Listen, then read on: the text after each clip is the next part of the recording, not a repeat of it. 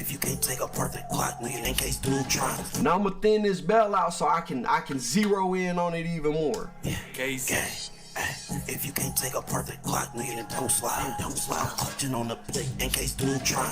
Telling dude what we said while you cross the team. Tell my bitch pass my cup, she like you a fan. If you can't take apart the clock, nigga, then don't slide. Don't slide. Right, and we gonna remove that. We gonna remove that because it sounds bad, right? The many times you have to hear the same part over and over to get it right. Yeah, I mean that's part of the process. Really, you become immune to listening to the vocal.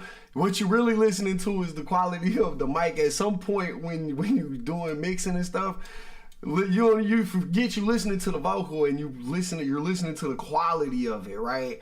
But yeah, no, you're right. The amount of time you have to listen to the sound, and of course you could change that. I could always put it where when I hit the pause button, it stops where my playhead is at. When I hit it again, it just starts from there. I just have mine on loop.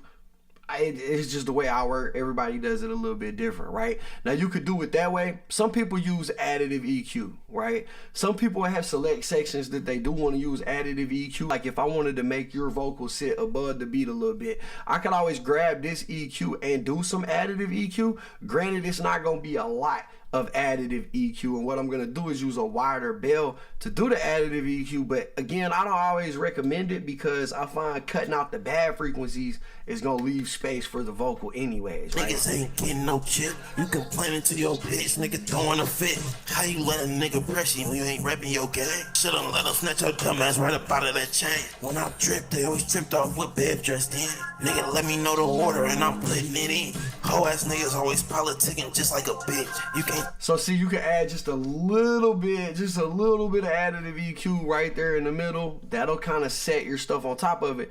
And then you can do, you know, some more reductive EQ over on this side to blend it better. Niggas ain't getting no chip. You complaining to your bitch, nigga throwing a fit. How you let a nigga press you when you ain't repping your gang? Shoulda let him snatch your dumb ass right up out of that chain. When I drip, they always tripped off with. Now around the 2,000 to 3,000 mark. Now around the 2,000 to 3,000 hertz mark, that's where you're dealing with your S's, your T's.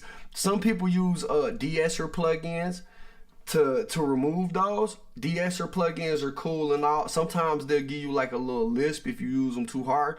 If you learn how to use the EQ to remove those S's, which is again just making a bell curve, finding where